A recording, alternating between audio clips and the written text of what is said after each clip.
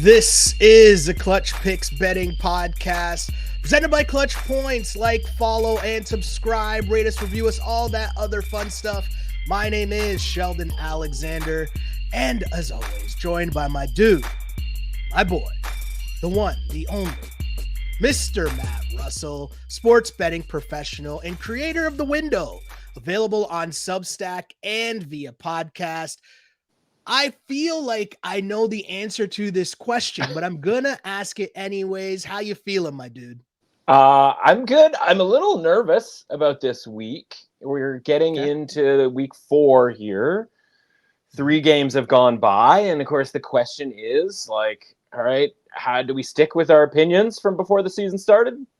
Or do we start to believe in the 3 games that have happened? Now, if this were the NBA or the NHL, or as we just broke down before the podcast started, the WNBA, that's an auxiliary podcast for on the deep dark web, the 20 minutes that we did on WNBA betting.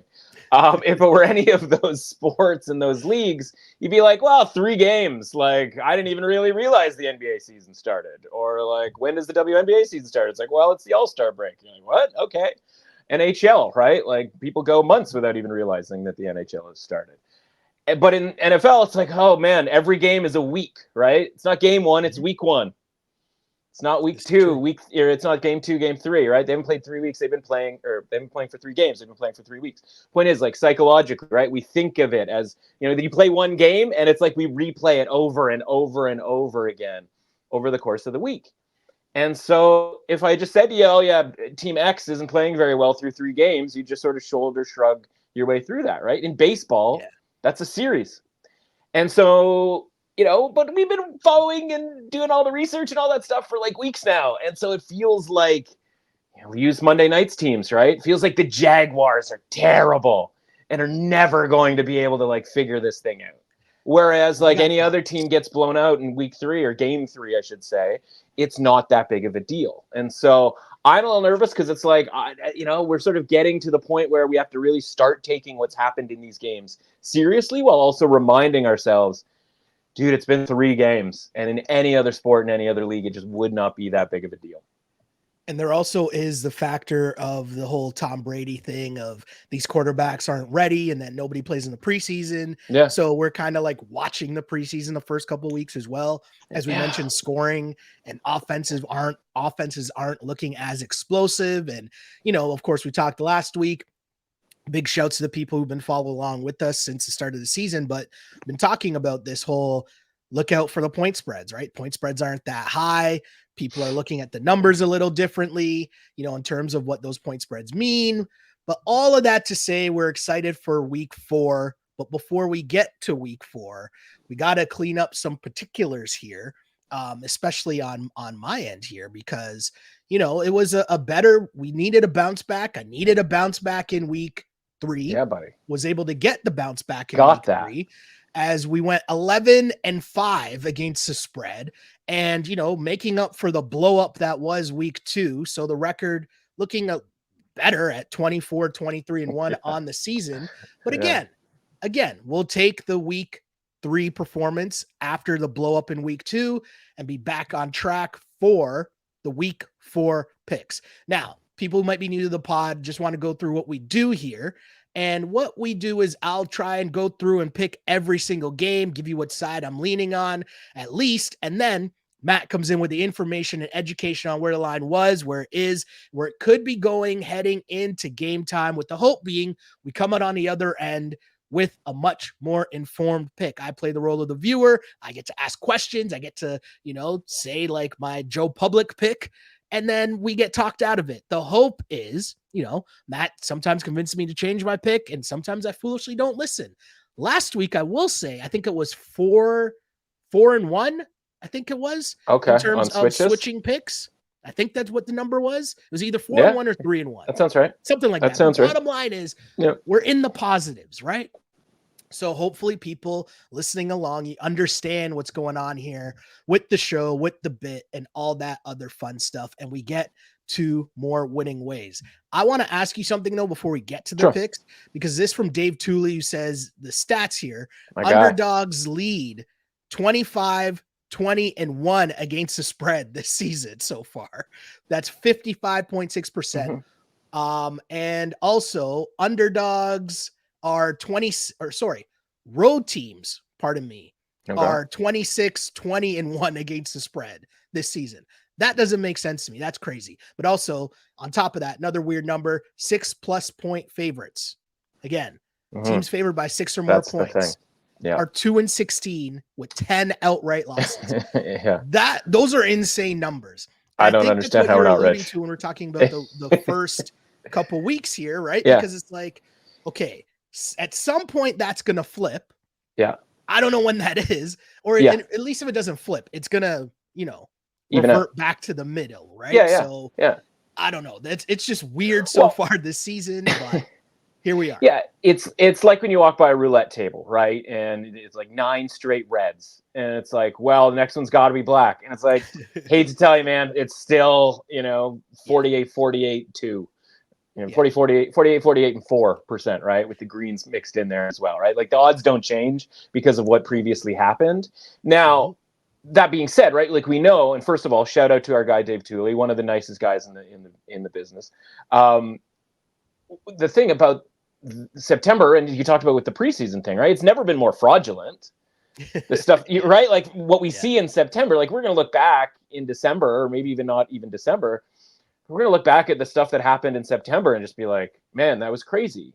And all you need to know, speaking of statistics, right, is the 14,000 entrant Circa Survivor contest is down to 600 and some odd people. Right? 13,000 plus people could not pick, and I'm one of them, couldn't pick an outright winner for the first 3 weeks, or certainly lost once in the first 3 weeks. And it's because of all these underdogs winning, right? Because we don't really know. These teams are, showing up or not showing up as the case may be, right? And that's, again, part of my point with regards to, like, what do we think of these teams from what we've seen? Because you can look at, I use the Jaguars as an example, right? But it's like, that was just an awful, awful performance. Is that who the Jaguars are? Well, everybody saw it on Monday night, right? Yeah. But I mean, it's same thing with Cincinnati, right? It's like Cincinnati's absolutely terrible in game one. And then game two, it's like they're fighting tooth and nail with the Chiefs in Arrowhead. And then they get, pretty much run out of the building by and large, at least from an, defensive perspective, against the Commanders team that, had a pretty collegey offense, right? Like we'll get into that too with your guy, Cam Taylor-Britt. But yeah, all of it is all very fraudulent. And that gives us an opportunity as people who sort of lean towards the underdog, right, to be able to make some money. That was the infuriating thing about week 2, where it was like, how did we not make more money out of this, right? Like, how is this not a better week, knowing that we sort of lean to taking the points here? We sort of take the points and then sort of think about it, after the fact. Well, as they say, speaking of, let's get to Thursday night football here. And we have a pretty big spread. And, this is interesting because I've been saying, right, normally there's some rules that I like to start with. And it's like at 10-point spreads, I'm going to take the points, talk me out of it. I started to tell you last week that I've moved that down to right around a touchdown. And this line, I had to change it because I saw it at 6 first. And then it's to 6.5 this morning. 5.5. I saw the move this morning. Sure. It's the Cowboys. 5.5-point favorites on the road Thursday night against the Giants. Now, I'm going to say this. The Thursday night bit of this kind of throws me off. Can't lie to you because that's just what Thursday night does. But the Giants have shown that they can move the ball. Right? Like this was even before heading into last week's outright win that they had. And the Cowboys have shown that they cannot stop anybody, whether you're running the ball, throwing the ball. The Cowboys, their defense, not one for defense. So if this means there's a lot of points to be had here, I'm going to lean on taking the points. And that's just where I'm sitting right now with the Giants at plus 5.5 points. I just feel like the Cowboys can't stop anybody. But they were embarrassed last week. That's the thing that kind of has me here. But these divisional matchups, the classic 3 points is what I'm normally used to taking, the +3, +3.5. This is 5.5. Yeah. I feel like I'm taking the Giants and the home dogs. It's because a lot of it is, well, I'll put it this way, right? You always want to know like where the line was and where it's going. The line was supposed to be 7 for this game, but again, the Giants win, right? And then the Cowboys, for the second straight week, by the way, get embarrassed. And so now it's not hard to understand why that number has to come off 7 and be shorter, right? Because it looks like the Giants might be not good necessarily. Let's not get crazy. Maybe functional. But like functional, right? And I think that's the key. And the functionality with the offensive line for the Giants here is the key. And they held up pretty well against the Browns and Myles Garrett, he's got foot issues. I don't know what the deal is necessarily there. But in our mind's eye, right, we think of Cowboys Giants, and we think of the Cowboys just beating the brakes off of the Giants basically every meeting for the last couple of years, right? Because what happens, the Cowboys pass rush absolutely overwhelms the offensive line, and then Daniel Jones is running for his life, and then he's got nobody to throw to, and like Saquon Barkley's getting, running the ball right into the line because there is no line because the offensive line's like left, and it just gets ugly. So, in theory, the value here is on the Cowboys because of where the line was theoretically going to be, but again, one game happened and it changed everybody's perception. For me, though, it's looking at that matchup and just going, okay, I need the Giants to just be okay on the offensive line and put the Cowboys in a position where they have to do something else other than rush the passer, because that's been their issue. And so how can they do that? Well, Devin Singletary, believe it or not, is going to be the key element in this game, who had a really nice game against the Browns last week. It was 120 some odd rushing yards, I think, right? And so now that Brian Daboll is calling the plays, right? And that was supposed to be the thing in week 1. Hang on, everybody. Brian Daboll's taken over the play calling this year. Now we run, Giants. And it was oh, wait a second. Brian Flores has his bag of tricks up his sleeve, right?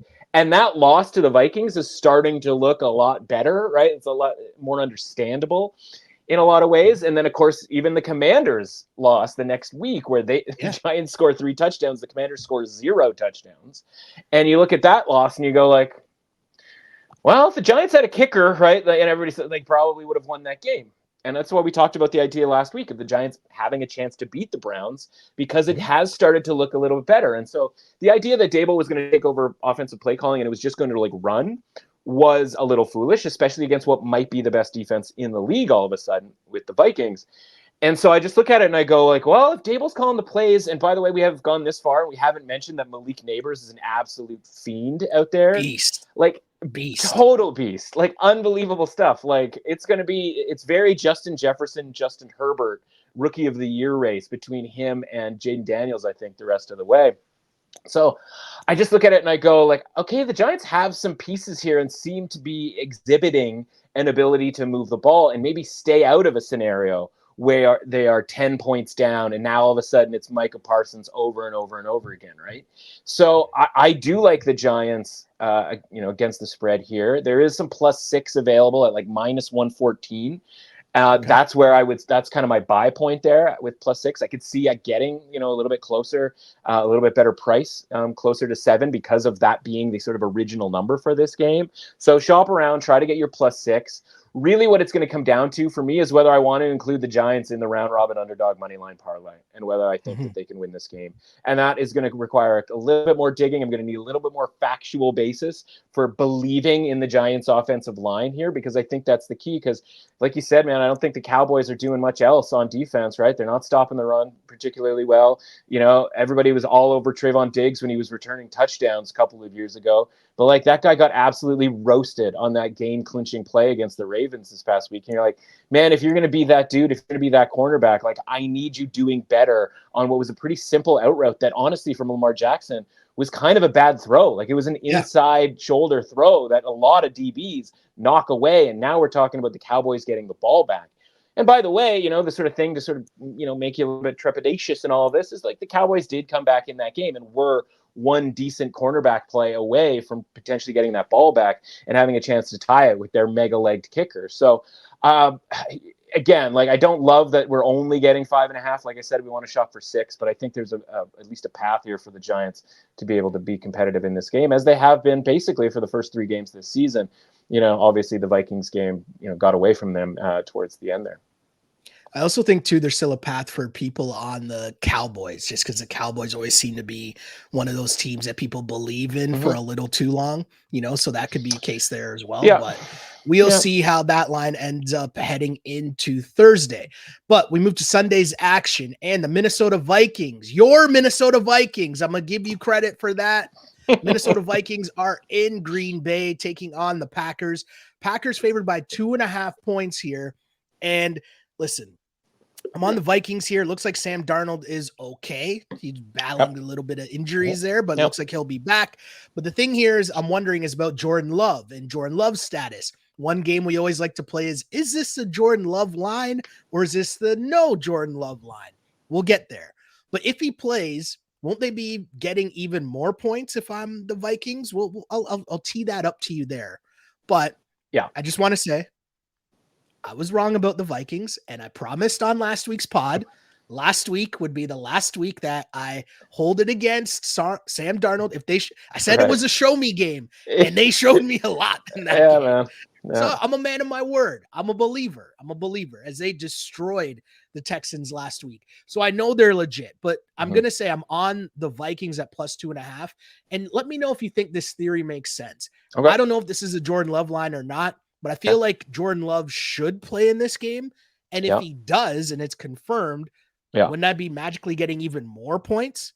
And if he doesn't, well then Brian Flores against your man's Malik Willis. It's been a good run, Malik Willis. You've done your job.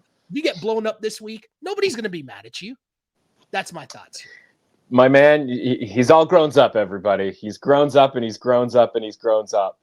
You're totally right about this, man. So let's do it. Let's get into the math and all of this, right? So we talked about how the Packers have been absolutely annihilated from a rating perspective. And guess what, right? It led to easy covers and, outright wins were impressive as well. Oh, yeah. But the point spreads were all kinds of messed up in those last two games because the idea was, well, if Malik Willis is the quarterback, the Packers are done. They're the Panthers all of a sudden, right? And it's like, well, no, they're not the Panthers, but they're certainly not themselves. So they're somewhere in between and, still needed to be a bet. So we go, okay, if Jordan Love is back, what do we do with the Packers rating, right? We have to send the Packers rating back to where it was basically when they played the Eagles or, obviously they lost that game to the Eagles, so we'll knock it down a little bit. So let's say they went into that game as a 57 out of 100 team, right? Because we had all summer to bet their win total. We'd all decided that they were about 57% chance to beat any average team on a neutral field, right? Which is a pretty decent team. That's, not quite a division winner, but a wild card type team. So let's move them back to about 55, right? Because obviously they lost that game against the Eagles. But we do have to give them some credit for rallying around the Malik Willis-ness of their team all of a sudden, right? So we push them back to 55. So if we keep the Vikings where their rating has been for the last 3 weeks, basically, which is as a below average team, you get about -3.5 for the Packers, which if you think about it, 2 weeks ago, Vikings at Packers is probably 4.5, something along those lines, right?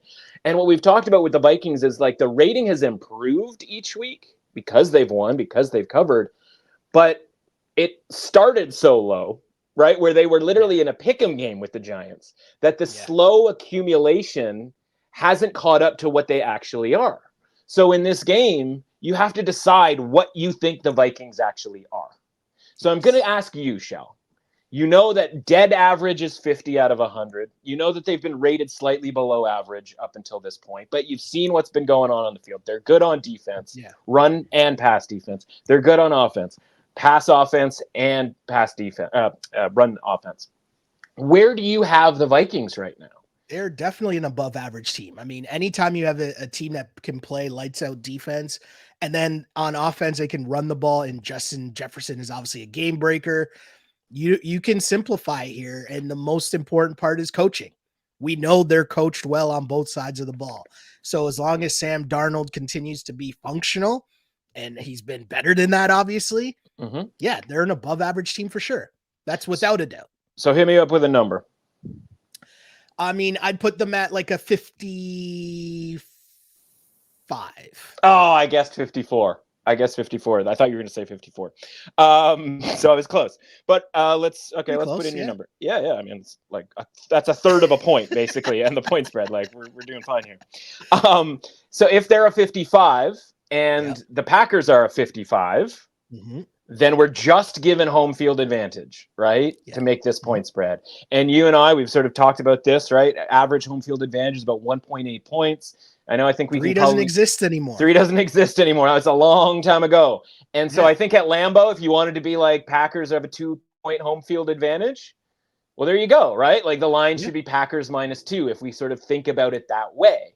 Now, the scary part with the Vikings is that for every other team, we would look at a rating boost that is right at the end of the range that we prescribed for them, right? Because before the season, I personally prescribed a 35 to 55 type of range. Now, I have to move that range, I think, because I don't think they're ever going to be in the high 30s, right, without any sort of significant injury. So I think the range is probably closer to 40 to 60. But again, getting up to 55 is we start going to not overrated necessarily, but like highly rated, and you have to keep keeping up with that rating. And so I'm a little bit worried from that perspective. Now, as you mentioned, right, if Jordan Love comes back and is announced in, I think there is going to be that tick where you go from 55, let's get him right back up to 57, 58, something like that. In a lot of cases, be a full-on overreaction because people will say, well, look at what the Packers did without Jordan Love. Exactly. They're even better than we ever thought.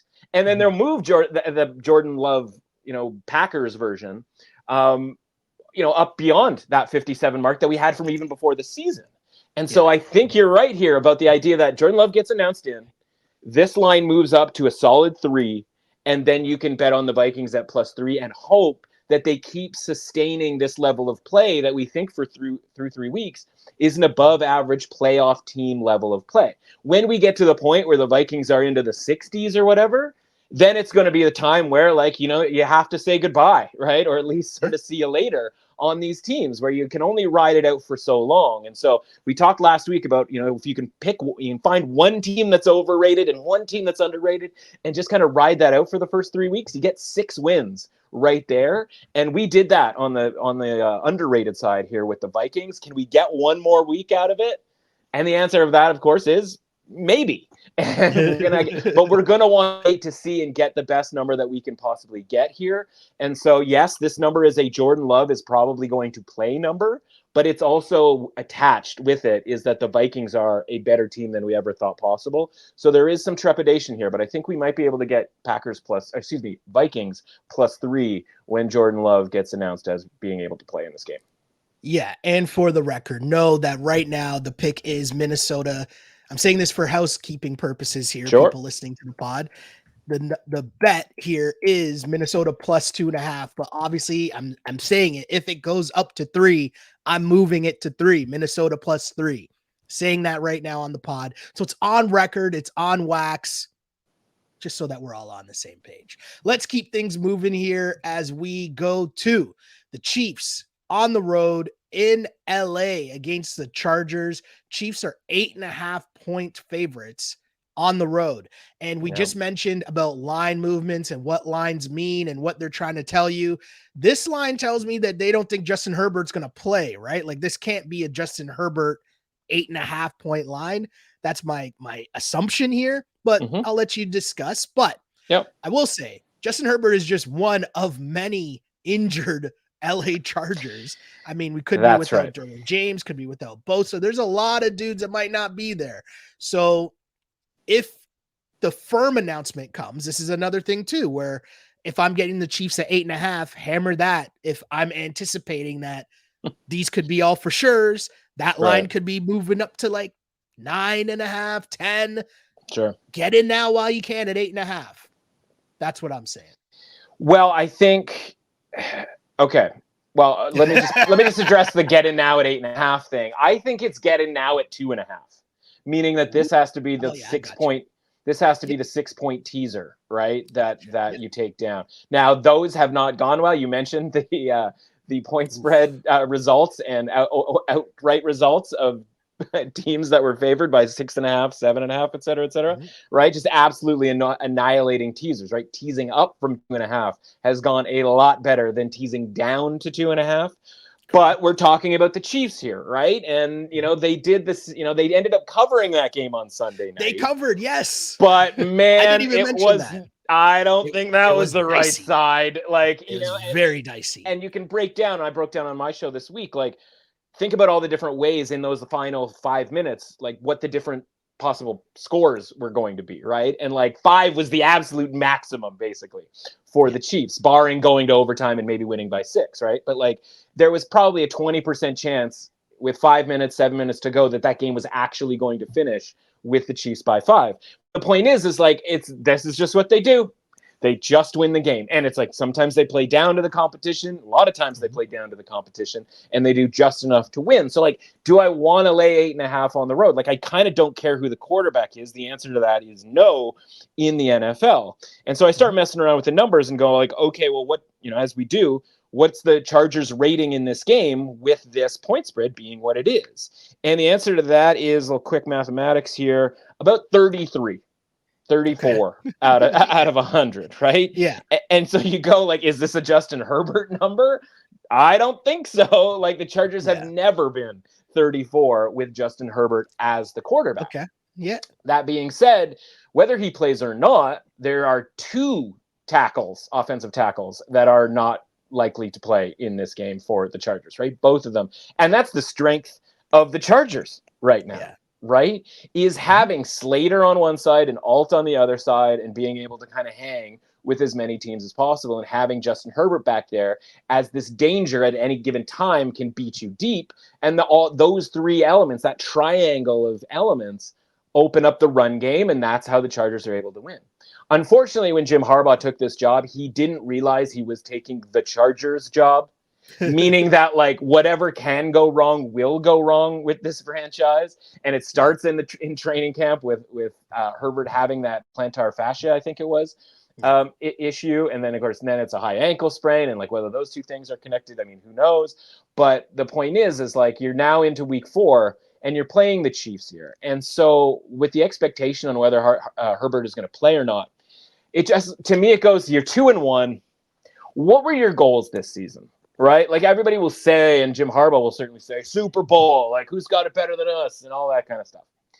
But if he's realistic about things, he would say probably we'd like to be in playoff contention, right?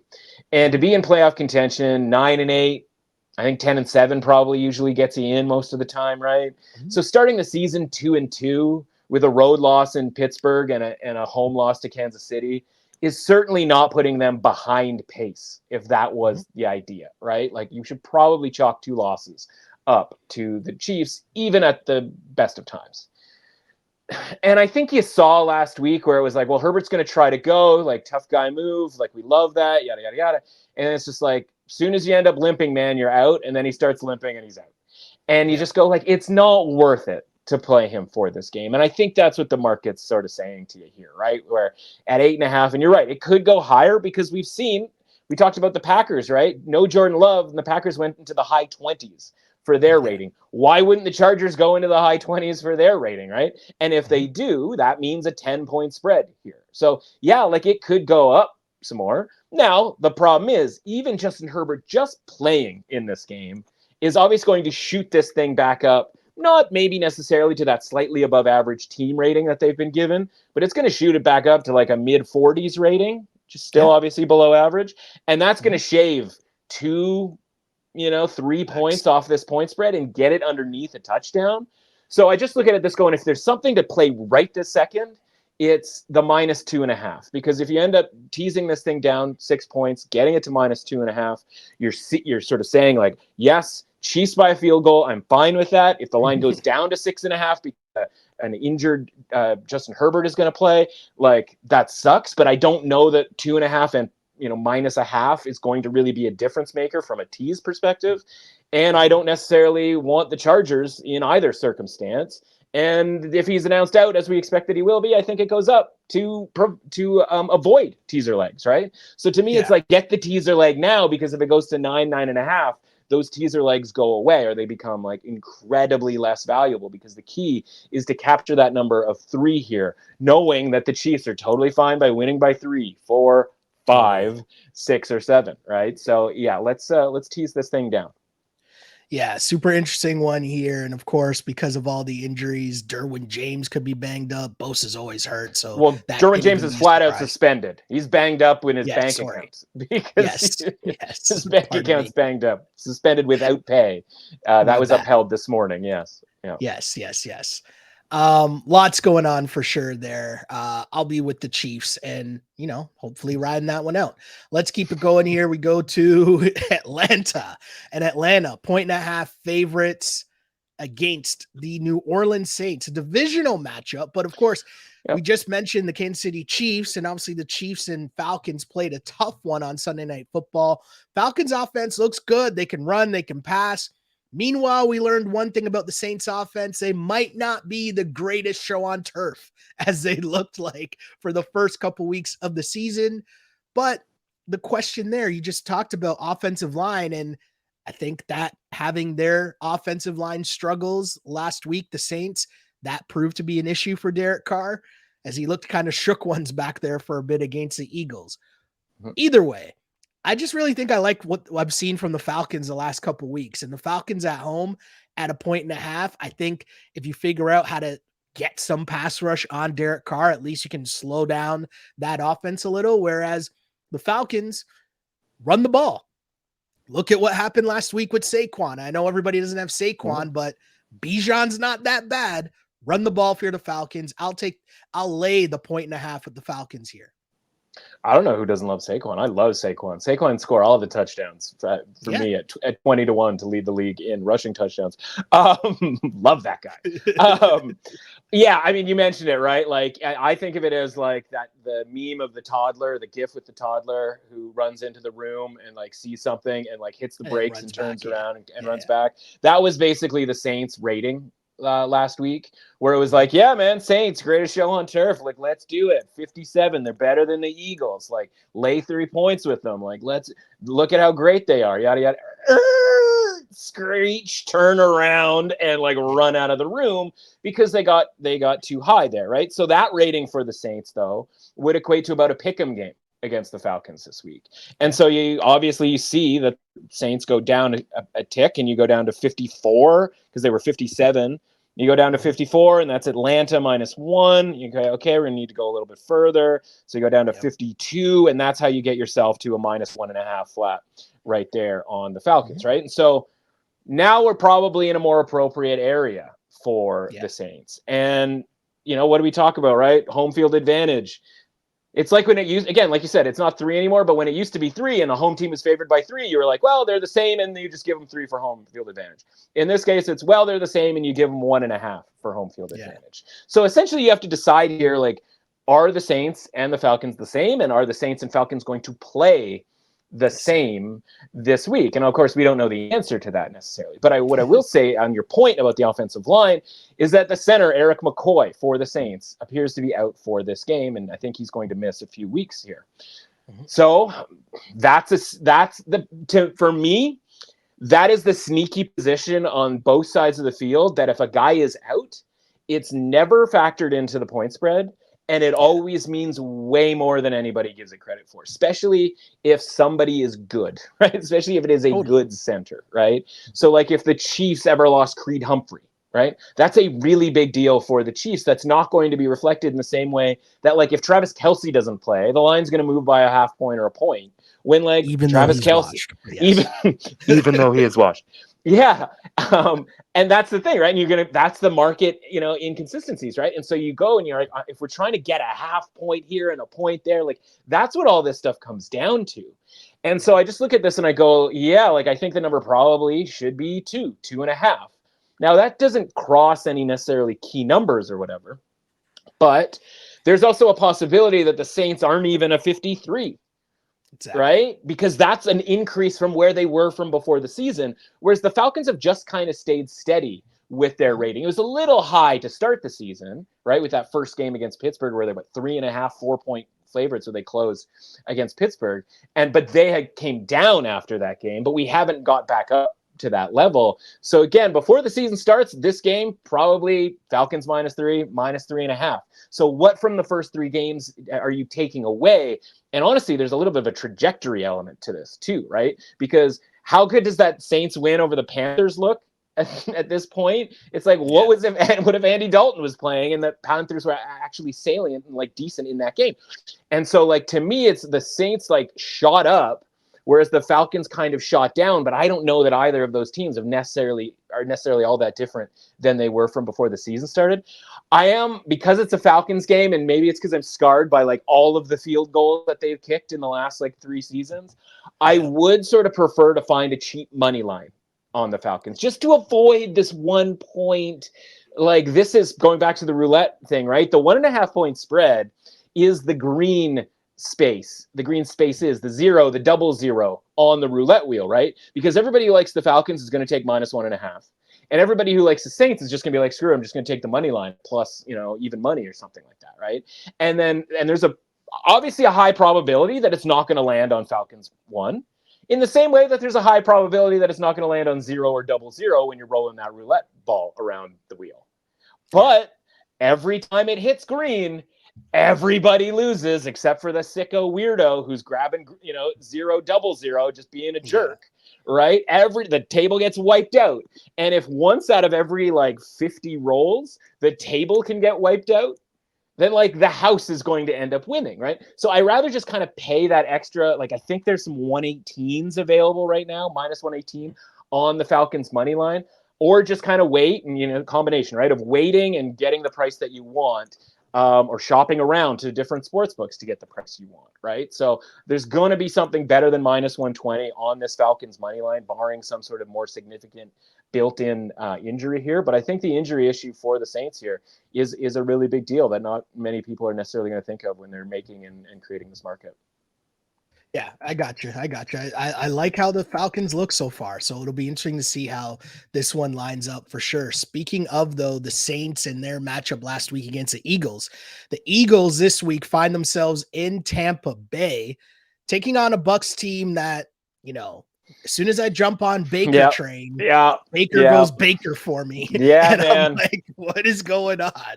Right? I saw it come. As soon as that game started, I was like, Bo Nix is really balling on these dudes right now. This is what's happening. But I will say, not going to overreact. The lesson is to not overreact from week to week. The Eagles, though, injuries piling up for them. We saw Lane Johnson go out last week. Devontae Smith got pummeled last week. And it always looks worse when he gets it. Yeah. Yeah. Right. And like, that was just bad. But at the same time, Saquon ran the ball. Denver ran the ball over the Bucs last week. I'm sure Saquon should be able to do the same. I don't like the Bucs, but one thing we talk about is the zigzag nature of the NFL and the zigzag nature of Baker for sure. Yes. I'm trying to follow the zigzag here of the Bucs. And this would be a place where I'm looking at the Bucs being like, yo, I'm on the Eagles, but I need to know more about their injury situation. And until I know more about who's actually playing for the Eagles, because if you're telling me no Smith, still no AJ Brown, and there's Lane Johnson's out. Yeah. I don't know how much I can ride with just Saquon and Jalen Hurts against this Bucs team. I'm going to take the home dogs and take the 2.5 points. Yeah, but on the flip side, right, it's the same thing. And so, well, for one, we absolutely forgot, and there's this a is lot going on. Yeah, well, we forgot our Baker Mayfield rules and regulations that we've only been like crafting for 4 years now. It's that like you want Baker Mayfield when he has a chip on his shoulder, and you don't want Baker Mayfield when things are going well, right? He doesn't. And again, we blame him for the entire thing here, but like, it is funny how it works like kind of every time with regards to Baker, right? Where it's like just when you're out on Baker. And the thing is, he's a microcosm for the NFL. So this isn't just a Baker thing. This is every team ever. When you least want them, that's when they're most valuable. And when everything is going well, that is when they're least valuable, right? Like that is the entire league, but Baker has just personified it in such a way, especially with his press conferences and obviously commercials at his high and all of those things, right? You know what's going on with Baker Mayfield at all times. But what I want to really mention here with regards to the uncertainty with which side we're supposed to be on with this game is that for every injury issue the Eagles have, the Buccaneers do too, right? So it wasn't just that, Baker Mayfield wasn't playing defense last week as Bo Nix was going up and down the field on the Bucs, right? But you know who else wasn't playing defense for them? Antoine Winfield wasn't playing defense for them because he was injured, and Vita Vea wasn't playing defense, and was that one pass rusher as well, whose name is escaping me at the moment, it was also missing, right? So they were without 3 key guys on defense, and so that should matter as well. And so that's why I'm kicking myself. Again, hindsight being 2020, right? But having watched the Broncos in the first 2 games, you can see why you wouldn't necessarily want anything to do with the Broncos. But we should know better when it comes to, what the expectations are for the Buccaneers. Point is, it's okay, if Winfield's back and Vea's back, and now we've got a more semblance of a defense there. Now we're sort of talking ourselves back into the Buccaneers a little bit more, especially if those Eagles guys aren't available. And so we'll see what happens with AJ Brown. I think he matters a ton, probably more than we're sort of necessarily giving credit for. True. I think this is probably more along the lines of something to pair up with the Chiefs in that 6-point teaser, where we just take the home underdog, kick them up to +8.5, and now we've got Chiefs to just win by a field goal, and the Buccaneers, who obviously have had the Eagles number lately in the playoffs in the last couple of seasons. So that's how I think I'm if I have to play that right now. But there is more than any other game on both sides. There are so many injury issues that I think need to sort of get parsed out before we figure out where we want to put our money from a side perspective. Yeah, definitely a tough one there. And I like the point you made there about the recent history between these two teams.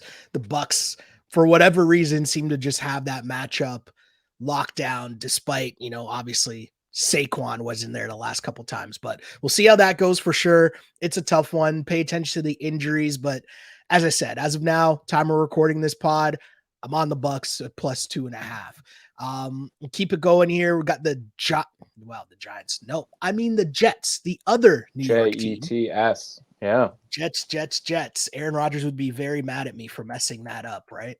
But I'm not sure Aaron Rodgers would care. True. That's true. I don't know that he cares about anything that isn't him. But anyway, go ahead. The Jets, 7.5-point favorites at home to the Broncos. We talked about it last week and people being able to just jump on this Jets bandwagon. And last week was one of the games you got me to switch for sure on Thursday Night Football, flipping from taking the Jets. The Jets were favored by 6, I think it was. Yep. And I was on the Pats, flipped that to the Jets. The Jets were able to shut down Jacoby Brissett and the Pats offense, whereas Aaron Rodgers did enough. He looked okay. But I'm not ready to fully be on this Jets, -7.5. I don't know if that's a land or a world I'm ready to be a part of yet. Yeah. This hits smack dab on my theory of the 10-point spreads being moved down to the touchdown. And hey, if you're favored by a touchdown, I'm going to take the points. Got to talk me out of it here. That's just where I'm at. And Bo Nix, they moved the ball last week. He's looked a little bit better. If you can move the ball around, why can't you cover a 7.5-point spread? Give me the Broncos here +7.5. Yeah, I'm with you here. This number, the look ahead was 8, but I believe that was after the Jets won and the Broncos hadn't won. Hadn't played yet. Okay. Right. So I think that's the case. Don't necessarily quote me on that. But I think the important thing here is, all right, so the Jets hammer the Patriots. And was that about the Jets or was that about the Patriots? And I think when we talked about it last week, leading into it, we sort of thought ahead of time that it was, we need to bet the Jets here because Patriots, not because Patriots Jets can't move the ball. Yeah. Can't move the ball, or it weren't in a really good spot to be able to move the ball given the circumstances that, short week and just who the Patriots are, right? Mm-hmm. So if it wasn't about the Jets, then the Jets rating for me probably shouldn't change. They were already considered an above average team, like we talked about, right? We've seen them have good games, bad games, very sort of mid games, right? It's literally been bad, mid, good. And if you think it goes bad, mid, good, great, greater, greatest, like historically awesome run, or like they just keep rolling, then okay, that's totally cool. Like you do you. I just think that was in the NFL where you usually have every third game is either good, bad, or middle. I just think that was a really good spot for them to have a good game. You could tell me, well, they've got a week ahead of time here and all that sort of thing. It's like, okay, cool, that's fine. I don't think that necessarily matters all that much for the Jets, because the Jets are going to just kind of do what the Jets do, like Aaron Rodgers is going to do what Aaron Rodgers wants to do. Mm-hmm. And I think the matchup here for the Broncos is pretty good. But I think the key element here is that, like, where do we think the Broncos are and where do we think they're going? And that thing that I talked about at the top of the show how do we stick to our guns? And do we stick to our guns on just everything? Because if we had stuck to our guns last week, I would have been on the Broncos plus 6.5. Because if that was a week 1 game, I was interested in the Commanders in week 1 against the Buccaneers, right? For sure. So I would have been on the Broncos, but we watched 2 games and you get caught up and you go like, well, Sean Payton might be a moron and Bo Nix might not be it. And like, how can I possibly back this team? And the Buccaneers have to win this game. Not have to, but are so likely to win this game. And of course they don't really even come close. So my point is like, if I just take the Broncos rating, which fell after those first 2 games, and I just take it back to that level that they were before the season started, that 35 out of 100, then this line should be about 7, right? And when we're talking about half points, especially on key numbers, that means something, right? If I say it's 7 and you say 7.5, like that needs to be a bet for me.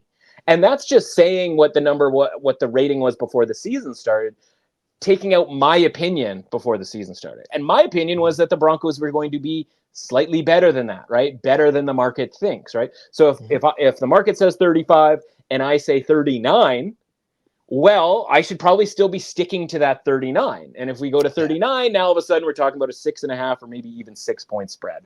So I think that's where my number would necessarily be, slightly below 7. It's slightly above 7, and therefore needs to be a bet for me on the Broncos, because I'm not necessarily buying into everything that I saw on Thursday night from the Jets, who were just given opportunity after opportunity after opportunity, because the Patriots could, like you said, not move that ball, on the field, get first downs or do anything of the sort. Like, imagine having so many opportunities, right? And honestly, I'm a little bit concerned about the Rodgers and Wilson connection, and he's going to get a lot of Patrick Surtain this weekend. And so, that sort of best option for Rodgers to kind of get him out of some jams, right, on third down and that kind of stuff. Yeah, I just think, too many points. People getting a little too excited about Aaron Rodgers. The MVP price is falling, and it's just all a bit too much. Give me the Broncos here plus the points. Yeah, I'm all over the Broncos there with you too. I just think this is a Aaron Rodgers fest, and like they can win the game, but asking them to win by 7.5, that's too much for me. We go from that touchdown spread to this touchdown spread, and the Houston Texans at home 7-point favorites to the Jags. And I stopped you earlier in the pod where you started talking about the Jags, because I wanted to have the conversation later on about the Jags, because those people watching this pod, first off, big shouts to you watching the pod wherever you happen to be watching the pod. Bless the video with the like. That's how you support the movement. But if you're watching the pod right now, you see that Sheldon says Jacksonville plus 7. And I know that typically, maybe this is much like what I was just saying with the Bucs earlier. This is a zigzag nature for me of the NFL, and everyone's ready to jump off the Jags. And I get that. We watched that Monday night game, and they might not be that good, and I totally understand all that. Yeah. But in this instance, you're talking about going into a divisional game where these teams always play tough. These teams always play close. It's a different week. It's a different blueprint here. But also there might be some of, leftover from the Houston, Minnesota game last week, where I said, and I'm a man of my word, this will be the game where, hey, maybe we rated Houston too high. Got to bring them down a little, and maybe it wasn't giving enough love to Minnesota. Mentioned that with Minnesota's game. Here's the Houston game, and 7 points, laying 7 points might just be a little too much for me here. Tough divisional matchup. You're giving me a touchdown. Most often than not, I'm going to take the points. So Jacksonville plus 7. It's ugly. It's stinky. I don't really like it, but this is just a tough one for me. All right, tons of math here. Well, maybe not math, but just numbers here, right? So Jags were 5-point underdogs. That number actually, is 5.5. Then it actually closed at 4.5 on Monday afternoon, which tells you there was market interest in the Jags. It wasn't just this dummy. So that ends up closing 4.5. At the same time, Jacksonville, Houston look ahead line was Houston -5. So that tells you that the market essentially thinks the same of Houston and Buffalo. I have a problem with that. I think Buffalo is much better than Houston. That opinion wasn't just built off of Monday night's game. That has been built off of basically the whole season long here. Now you see Houston go to -7 here. That can't be because of Houston, because we just watched them get blown out last week. Correct. Right? So there isn't two ships passing in the night. There's only one ship passing, and that ship has wrecked on an iceberg and is not passing. It's passing underneath the water and is sinking desperately right now. And that's the ship of the Jacksonville Jaguars. So let's just say for a second that the Texans rating does not change. Everybody saw them get blown out, but nobody seems to care because CJ Stroud and Stephon Diggs, and just say names of players, and you can talk yourself into the Texans being on the same level as the Bills. So let's just say it's the same. Okay. What do we have to do to get the Jags from that look-ahead line of -5 down to 7 and a key number? Well, it's like anything else, man. We got to absolutely destroy their rating in the marketplace and knock them down to a below-average team. And now you're going to say, like, yeah, man, I watched Monday night. That looked like a below-average team to me. And so this is where faith has to kind of come into the picture. And by the way, I think Houston's rating does get knocked down, which means Jacksonville's rating gets knocked even further down as they both kind of go in the wrong direction, right? Mm-hmm. And I think you just have to go, okay, well, that's one game against a team that might actually be a total wagon in the Buffalo Bills. You have to remember the Jags have played 2 other games, and yes, they lost to the Browns, but like they outplayed the Browns in most statistical metrics. And they obviously remember week 1 where they should have beaten the Dolphins, right? And this isn't the current version of the Dolphins. This is the good version of the Dolphins, right? So like it's in there somewhere for Jacksonville. They just have to find it. Now, I will say, in taking the Jags at +7, which is clearly the value side here when it comes to the look-aheed line or all these ratings that we're talking about, and the idea that we still might not have found the bottom for the Texans, by the way. I don't think there's a massive bottom, so to speak, but like there is probably some little bit ways to go, as we said, about the moving down. This is it, right? I mean, this is it for the Jags. Like if they get blown out in this game, and again, listen, they might be competitive and lose by 10 points or something like that, and then you sort of have to reevaluate it. But this is the season, right? Like you lose to Miami, you lose to Cleveland, you lose to the Buffalo Bills. That sucks. Those are all AFC teams. Like that's going to come back and haunt them probably by the end of the year. But if you're the Jags and you go, this is the team that we're competing for the division, we can send them to a 2-2 record where we're 1-3 and we still have another game against them, and if there's still plenty of time. Mm-hmm. And by the way, the Jags then get the Colts next week at home, right? Where it's like, okay, guys, 8 days here, 2 wins, 8 days. We're 2-3, 2-0 in the division. All is not lost. And it looked broken on Monday night. Trevor Lawrence looked bad. But again, you go, okay, well, did he look bad because he looked bad, or did he look bad because it was 14-0, basically on the 4th play of the game for them, right? And is that going to be the case against Houston, right? And then you go, okay, well, the defense, like, is the defense going to do something? I don't trust the Texans offense the same way that I do the Bills offense. I don't think it's going to be 14-0 early. So I think you're going to get a real football game here. And we're now getting so many more points than we were supposed to get because of that Monday Night Football game. Yeah, like, of course we have to bet on the Jags here. This is literally how you make money conceptually. Betting on the NFL is taking these teams who are wildly undervalued. They are getting a rating like knockdown, essentially similar to the Chargers. And the Chargers have 2 offensive tackles and their quarterback out, right? And it's a similar move to like Tua. The Jags are rated pretty similar to the Dolphins, right? And Tua gets knocked out, and the Dolphins go to 40, as we talked about last week. And that's with Skylar Thompson out on these streets, right? So it's like they're getting the same rating knockdown that these teams who are literally missing star players are getting. So yeah, man, like, of course we have to take the Jags. It's going to probably suck. But like, honestly, I think they have a chance to win outright. How crazy is that? Well, guess what? It's NFL crazy. Because that's what the NFL is, right? That's literally every week in the NFL. Like, can you believe this? And it's like, yeah, because I'm ready to believe anything. No, right there with you on the Jags. I just hope that hopefully their defensive coordinator mixes in some zone here, maybe some zone on defense. Maybe Well, we can that's try a that. problem. Yeah, We can figure you're that right out, about that. though. Discussion for another day. We'll move on to Next Pittsburgh week. and the Steelers in Indianapolis. I was about to say Indiana. Maybe I got the Indiana fever on my mind. Or you're a going on. state guy. You're a big state Fair. guy.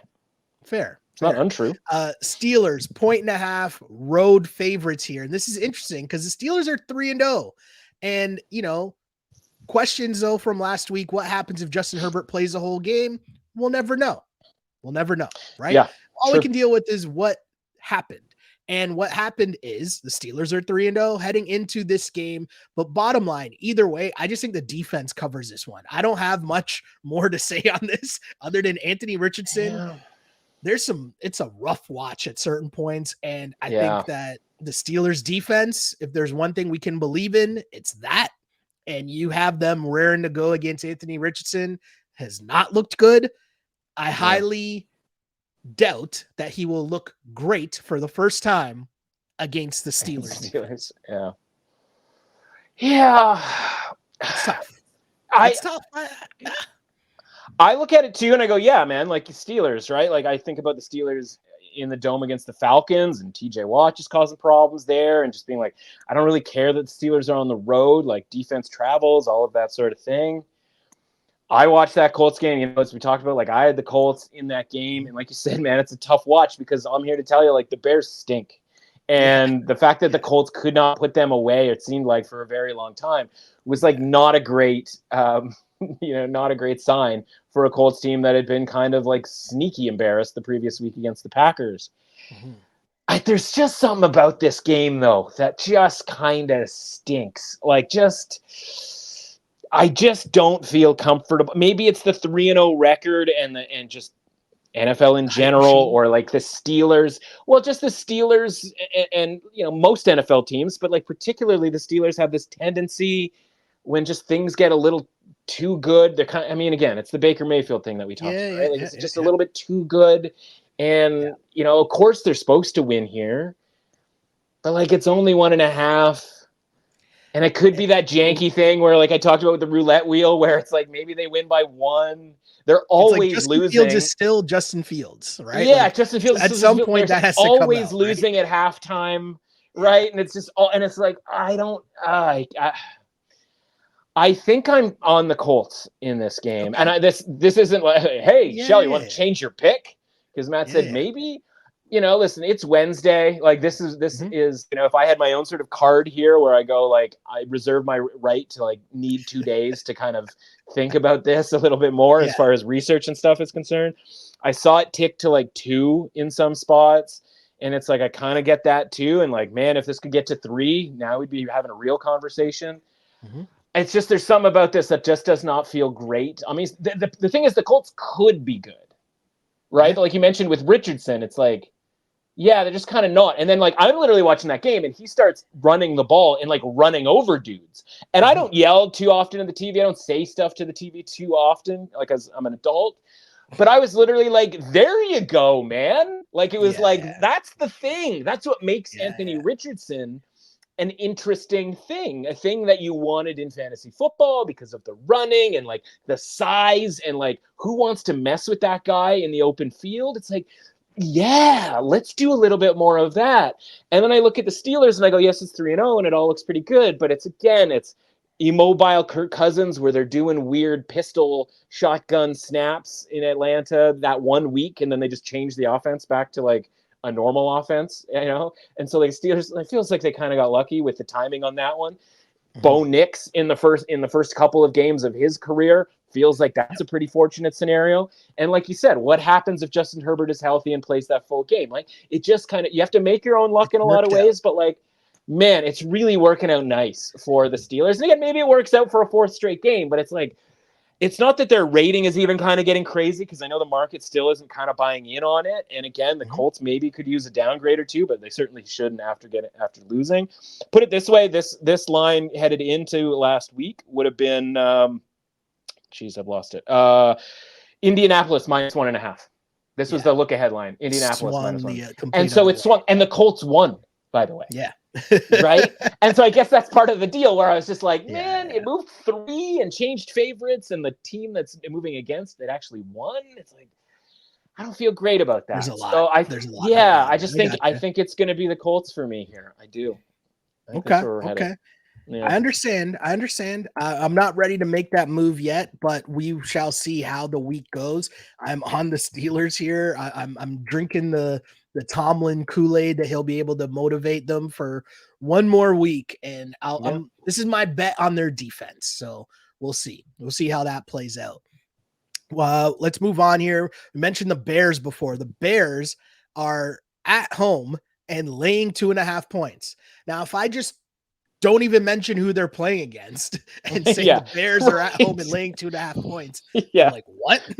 I don't really understand that. Right? If I left the chat or left the stream, like what would you do? The Bears are just laying 2.5 points, but they're laying the 2.5 points against a Rams team that I got to give a shout out to Matthew Stafford and Sean McVay. Cause listen, we were on here last week and I said, I don't have faith in the Niners. You got to take the Rams and plus the points, and it was plus 7.5. And I'm sitting there watching the Niners game, and I was like, oh, they'll still win, but they won't cover the 7.5. And I'm sitting there thinking, yeah, I think I nailed this one. And then as that fourth quarter is moving, I'm like, I don't really like what's happening right now. Whoa. I don't like how this is cooking. But credit where credit's due. We'll get to the Niners for sure. But credit where credit's due to McVay and Stafford for pulling off that comeback. And even though I'm not going to overreact and say that I think, everything's fine and it doesn't matter who plays for them, they'll be okay. I still just don't understand the Bears laying 2.5 points against anybody. And I think that Stafford and McVay qualify as being more than anybody. Yeah. Based on that principle, right? You saw they got some receivers they can still cook with. They got the running game going. And Matthew Stafford is a really, really good quarterback, right? And you pair him with McVay. I'm going to take the 2.5 points against a Bears team that I still don't know what they're doing. And their coach still appears to be a clown. So off that alone, I'll take the points here. Yeah, what did McVay call Stafford? Like, you're such a badass, or you're such a I forget it was like he was clearly like when they won, it was such like this jubilant win, right? Where they're like, you're just you're a badass or something like that. And it's true, right? Because as long as those two guys are around, there's a reason we put a range on all these teams, right? Mm-hmm. And yes, you can kind of blow through the range on the bottom side because of injuries, but for certain teams like the Rams, as long as McVay and Stafford are there, like the range, the worst thing they can do is be at the bottom of their range, right? Like no matter Nakua, Cup, like if those guys are out, like you're never going to go through the bottom side of the range. So if their range as a team this year is sort of 40 to 60, right? Kind of hovering. Sometimes they're above average, sometimes they're below average. The rating last week that created that point spread for, that big point spread in favor of the 49ers was 38 out of 100. And it's like, I don't know, like I watched that game, man. That team didn't look like a 38 to me, right? It looked, you could make the case that it was a sort of an average team or whatever, right? So like I have to bump the Rams rating up. And so the look ahead line for this game though was Bears -2.5. So the Rams get this boost from us sort of understanding like, okay, the worst it's going to be, let's say 40, right? Meanwhile, the Bears lose in another ugly game where, again, the offense is not functional. They can't run the football, and the defense is doing only so much as it can. But, like, again, against Matthew Stafford, like, I don't know that I want to, mess with that. So I just think this is kind of the reverse of the Vikings where we just keep fading the Bears. And, it didn't work the first 2 weeks because of Will Levis doing weird stuff and just that janky game on Sunday night against the Texans. But, like, there's a universe, right, where the Bears are 0-3 against the spread, 0-3 straight up, and their rating should be plummeted through the 40 the way that the Rams are being treated. And so I just look at it the same way that you do, right, whether it's sort of mathematically or just logically and go, like, I don't see a world where the Bears should be favored. Now, can they win this game by a field goal? It's football, man. Anything can happen. Sure. I don't love the jump and hug nature of that game last week for the Rams, but like you avoid going 0-3. That's a really big deal. Now, can they in that way against that in team, that way, that's in a that big division games, right? And having lost a division game the previous week. So I just go like, okay, that makes me a little bit uncomfortable. Like fundamentally, man, like I don't think there's anything stopping from some team winning, in Chicago at Soldier Field at this point, right? Yeah. So like, I'm with you, man. I think I got to take the points here. There are some threes available, and you just have to pay a little bit for it. Minus 118 at DraftKings currently. So like Rams +3, I think is a viable, bet here that you can chart on your record. Because again, this could come down to a field goal. But yeah, I just don't think there's any way that you can sort of take the Bears at this point until they show you something more than they've shown any of us for the last couple of weeks. Yeah, they've shown literally nothing so far this season. And listen, we talked about it being early on in the season. At this point, I'm still waiting for certain teams to show me something before I'm willing to lay my money behind them for sure. We move on to the Cincinnati Bengals. Speaking on waiting on a team to show us something, the Bengals are 4.5-point favorites on the road in Carolina. Panthers, we're all over that Panthers game last week in terms of them getting 5.5 points at home to the Raiders. Meanwhile, the Bengals, we're also all over that game as we're on Washington at +7.5. So you have sort of a colliding narratives here that, our reads on both of these teams are okay. Dalton proved to be functional, as we said he would. Meanwhile, though, the Bengals, I don't even know what to say about the Bengals because that was a tough one last week. But I think that might have been more about Washington and Jaden Daniels and what they were doing on offense, more so than like our read on the Bengals being wrong, if that makes sense. I'm not sure that Andy Dalton can do what Jaden Daniels did last week. Andy Dalton showed he could be functional versus the Raiders. I still think that the Bengals are a little bit better here. 4.5, I don't like it.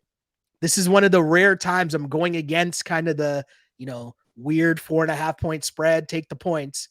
But I like what I saw from the Bengals offense.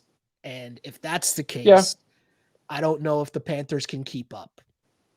Well, the issue for me in that game and why I took the Commanders was like, I think the Bengals can take a lead, but I don't think they can hold a lead, right? It's a full-on car reservation situation. Anybody can just take a reservation, but can you hold the reservation? And sure enough, they didn't even get the lead, right? Because the defense was so bad. And so you just kind of knew that they were going to be in trouble from a point spread perspective. And it was just going to be a matter of can they get the Commanders off the field? And so I want to mention for the second straight week, and this is turning into the Cam Taylor-Britt apology tour or whatever. He goes, and again, it's been a while since we've had a cornerback who just will spout off at at any moment, right? I like it though. Yeah, I mean, was Josh Norman the last guy who was the dude who just every week was just we got to go to this guy. He's going to say some stuff. I like it when corners do that. So hold on, we got to give CJ Gardner-Johnson some he's just trash talking. He's out there. He's trash talking on the field. He's doing some stuff off the field, but I don't know that he rates well enough to sort of be in that category. Fair, I think Kevin Taylor-Britt might be a better player. That is true. That is true. We talked about him making that interception against the Chiefs and being man, he should get more credit for backing up his talk. And then he goes and he starts talking about the Commanders and their college offense, right? And so I think he was right. I watched every snap of the Commanders in those two games. They were super college-y. It looked a lot like the LSU offense. It actually looked even kind of more basic than LSU's offense last year with Jaden Daniels. Yeah. This week, they start throwing the ball down the field, right? It's why don't we try this with Terry McLaurin, which is something they just did not do in the first 2 weeks. So if I'm looking at the tape and he's looking at the tape, we all looking at the tape going they're not doing the pro stuff. They're doing the college thing. And then they just deployed the pro stuff all of a sudden. And it's well, yeah, you know what? Throwing it deep to Terry McLaurin's probably going to work out more often than not in this league where you can also draw pass interference penalties in every situation except for late in the game with the Falcons and the Chiefs. But I digress. So the problem is the team didn't back it up, right? And so the problem is he didn't make the interception. He didn't have that sort of scenario for himself there. Because I don't think the Bengals are really all that capable defensively of doing such things. And so this line was supposed to be 7 because remember, the Panthers were awful. Yep. Well, you know who scored the most points last Sunday? The Carolina Panthers did. And it's like, oh, okay. Like, if the offense is going to at least be decent, then where do we take their rating? So I ask you, Shell, like, where are we supposed to take this team's rating, which used to be 28 out of 100? Where do we go with them? I'd move it up, but I wouldn't move it past Of like course. 35. I still wouldn't move it past like 35. Okay. That's probably where I'm at. I think that's pretty. There. I think that's totally fair, and that brings you to 4.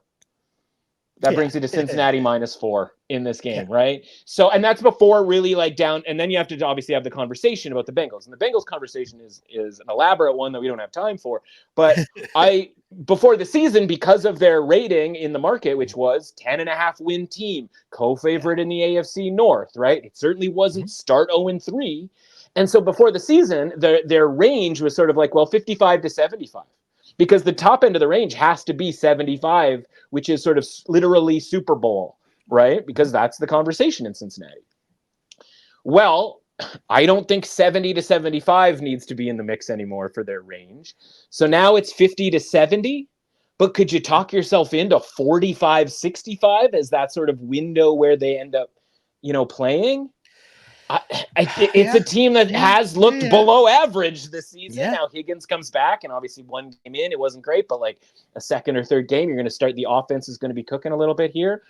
I mean, I think the over is actually a really good play in this game, because if the Bengals offense is going to get slightly better this week, the Panthers offense is going to get better as Andy Dalton continues to play in these games, and the Bengals defense still stinks, and I'm still not really all that into the Panthers defense. Like, I think there's going to be a lot of scoring in this game. But again, if that number right there, before we even talk about dropping the Bengals to kind of even just an average team, like, put it this way, right? If we make the Bengals at 50 out of 100, like just straight up averages can be, then this line is -3.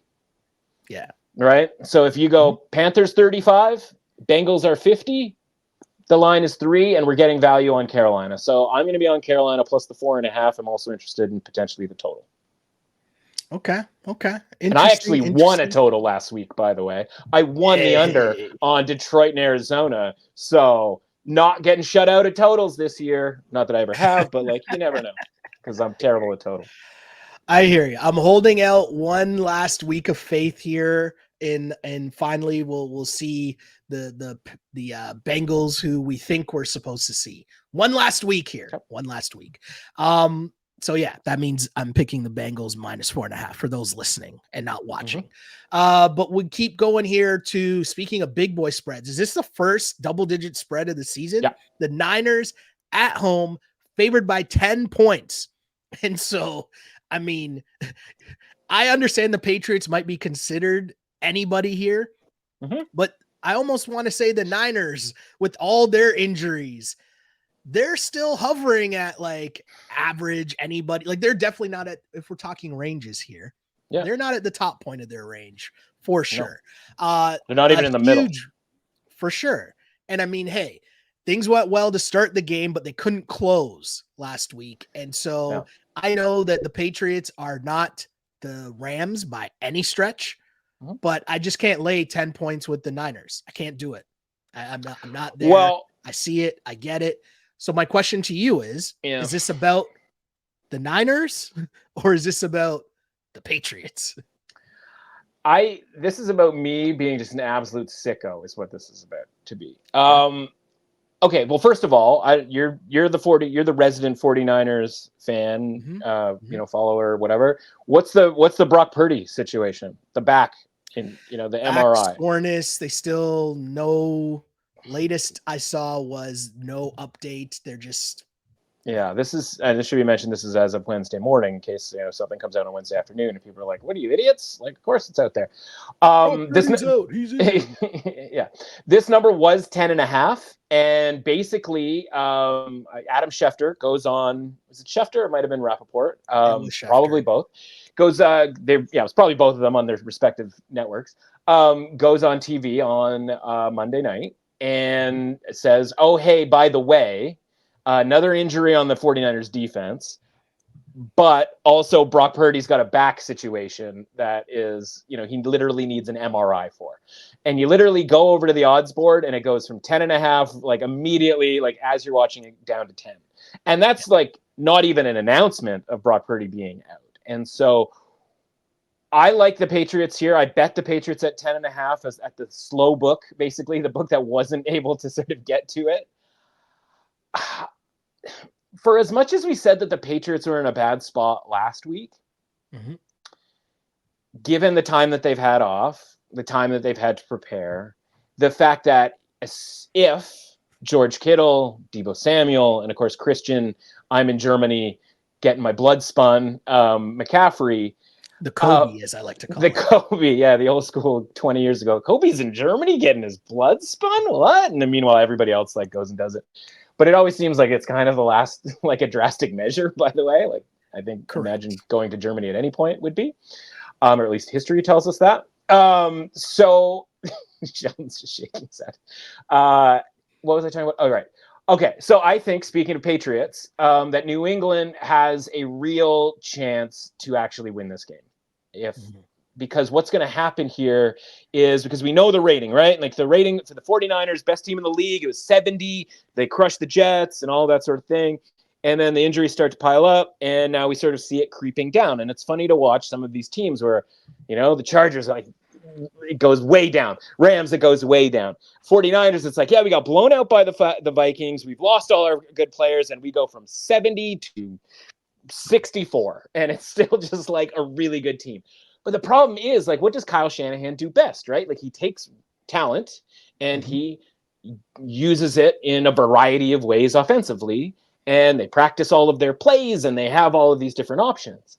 And then you watch the game against the Rams and Brock Purdy is running around back there. He's doing the thing that plays. He's making plays, but he has to make plays. And when we saw the Jimmy G version of the 49ers, when he had to make plays from time to time, what did we used to say? Like, oh God, Jimmy's got to think, right? Yeah. And Brock Purdy hasn't really, sometimes, but not in the same way, hasn't really had to think a ton. And so, of course, he ends up getting potentially injured or at least sore because he's running around, taking hits, like trying to make stuff happen. Juwan Jerry Rice Jennings is going for 3 touchdowns and 100 whatever yards. It's like, are these things reliable? Like, the 49ers are a more pedestrian offense that are vulnerable to things like a pass rush and to the timing of their plays and their plays not being run. And by the way, not having access to all of the plays in the way that they want to, right? They don't have the Deebo plays. They don't have the McCaffrey out of the backfield, running a wheel route 40 yards down the sideline and like trusting him to catch it. Or the Kittle stuff, right? Or like all the trick plays and all of that sort of stuff. So you just look at it and you go, okay, they're just a kind of a pretty good team when all of those guys are out. And then what's left is Kyle Shanahan has to coach. And he got out-coached by his boy McVay, which has happened, from time to time over the years. Now, they've had different scenarios with different quarterbacks and all that kind of thing. The point is like when the stuff that you do best as a coach gets removed, that's a problem, right? It's like Robert Saleh doesn't have a like fiend pass rushing defensive line that is unbelievable. All of a sudden, his defenses aren't quite as good on the new team that he's on, right? It's like that thing. So I just look at this and I go, okay, if it's just a pedestrian kind of a team here, and again, we don't know who's going to be in the lineup here, but I also don't think if all of those guys get ruled out, we're going to see a massive downgrade to the point spread. And so I think 8.5, maybe they allow for teasers essentially if all of these guys get ruled out. If Purdy gets ruled out, who knows what's going to happen with this point spread, right? Like, I mean, where do you even start with the 49ers team rating without Purdy and your guy? You've been looking for your guy, Joshua Dobbs. Right? Like, you've been dying for him to get some minutes. He's been third on the depth chart, though. So I don't even know if he? He's not even getting the start? Oh, I don't know. I don't know what's going on, though. Well, I think I know. He sucks. No, so my point is it's opposite, right? Because the Patriots now can sort of plan for this game and will be sort of fully rested. And what do they necessarily need from an offensive standpoint if the defense can do well against what is going to be theoretically a pedestrian offense? So I just sort of wait and see. And I think that I grabbed the 10.5. I've completed my business when it came to betting the point spread in this game. But when we're talking about the money line price that it is right now, which let's just get an up to the minute, beep it a beep beep beep type situation here. Money line plus 400. Are we up to 400? No, it can't be 400. I've lost it. Oh God, I've lost it. Bad radio. Is the line even up right now? Oh, there it is. My mistake. Plus 390. So almost plus 400. Okay. We went a long way to figure out that was a plus 400, basically, money line.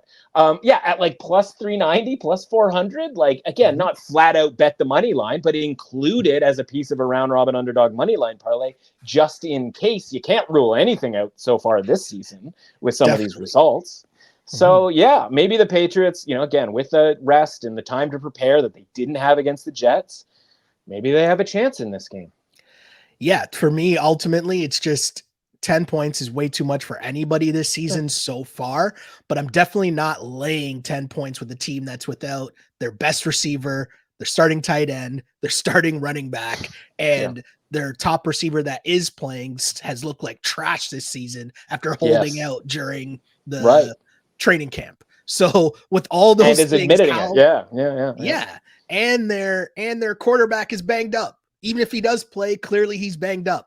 So I don't know how I'm supposed to lay 10 points with that. So that's why this line is very strange to me. The bet is on New England. Give me the points for sure there. As we move on, though, to the Commanders, we're traveling to Arizona.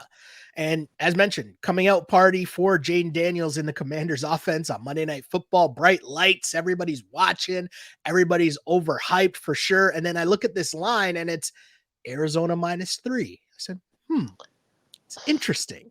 I find that very interesting here. The way that I look at this game, though, is if both teams can't stop each other, there might be a lot of points up for grabs. And if that's the case, give me the points at +3. That's kind of where I'm looking at it here at this one. I also wonder if your man's offensive coordinator for Commanders, former coach of the Cardinals, your boy Cliff, KK. Cliff. My bad. Clint. Who's Clint? Clint Kubiak. He's in New Orleans. Cliff. So that's basically the same thing. That's a terrible mix-up on my part, though. I don't think it's that bad. My guy Cliff. Well, yeah. I mean, listen, if he can go to Thailand, I think you can forget about him for a bit. That's fair. But I feel like, shouldn't he have some insight on Kyler? Some info on Kyler? Just something? Something. I'm not saying he knows how to shut him down. But he should gotta have some info there. Either way, I'm just bringing up more ways to justify me taking the Commanders at +3. I think this is buy low, sell high as it comes right here. Yeah, I think this is Cardinals. I think the Cardinals are good, man. And I think they got a little bit robbed on that 2-minute warning pick 6 type deal against the Lions. I've never seen that happen before. I've seen that clock go down to 2 minutes, and them just run the play and everybody just be cool with it. I don't know what to make of that. I don't know what the reason for it was, all of that good stuff, whatever. Moreover, I'm not moving past the idea that the Commanders couldn't get the Bengals off the field this past week either. And so I think the Cardinals in their third straight road game here, pretty cozy scenario, versus the Commanders with a second straight road game on a short week on a bit of a jump and hug. Everybody's patting themselves on the back. Jaden Daniels is now the favorite for Offensive Rookie of the Year. And the money's going to come in here on a Commanders team that was it was 4.5 last week. It's now, there's 3.5. There's some threes here. If you wanted Washington +3, 3.5, excuse me, that's certainly available to you. I'm hoping we get the flat -3 so that I can legitimately bet the -3 here on the Cardinals. So the longer we wait on that, the better off I am. I think Kyler has a big game. I think they run amok both through the air and on the ground on Washington. And I think the Jaden Daniels thing, everybody just has to pump the brakes a little bit. He's a rookie. It's going to be up. It's going to be down. And we've got our first change of the pick of the season for those folks listening at home. Or on the road. First change of the week. And the reason being for this was because sometimes I got to listen to myself and sniff out when I see something fishy. Because I'm like, wait, why is this 3? This seems like it should, something just seems odd, we'll say. Do you know what I mean? Seems odd. Yeah, we don't really get 3-point spreads. We're getting 3 here, and it seems like it's the bait to get everyone to hammer the Commanders. Do you know what I mean? I think. Well, I don't necessarily subscribe to the like baiting concept, but like I do know that like people want to bet the Commanders. Yes, you know what I mean. Like if that's what I mean. Well, if you want to bet it, just take it. Like just take the Commanders. Here you go. That's what I mean. Like we don't see 3-point spreads, and now we're seeing a 3-point spread because of what we just saw. And as mentioned, it's Monday Night Football. Everybody's got to watch that game. Meanwhile, what you just described with the Cards, I don't know if enough people, like the real ones, know what happened in that game, the Arizona game that you're talking about. But I don't know if the Joe Publics fully grasp exactly what happened there. And with that said, what that means is the Cards went toe-to-toe with the Lions, who I believe are real. And, there's something to be said there. And 100%. The one thing we do know, the Commanders are not real. They might be scrappy. They might be, frisky, as I like to say. Cardinals week 1 loss to the Bills looks even better every day that goes by here, right? As the Bills beat the brakes off of the other 2 teams that they've played, right? I think the Cardinals are pretty good, man. I do, yeah. And listen, I'm high on the Commanders. I was before the season started, right? We talked about the idea of them at 13-1 being like an interesting play.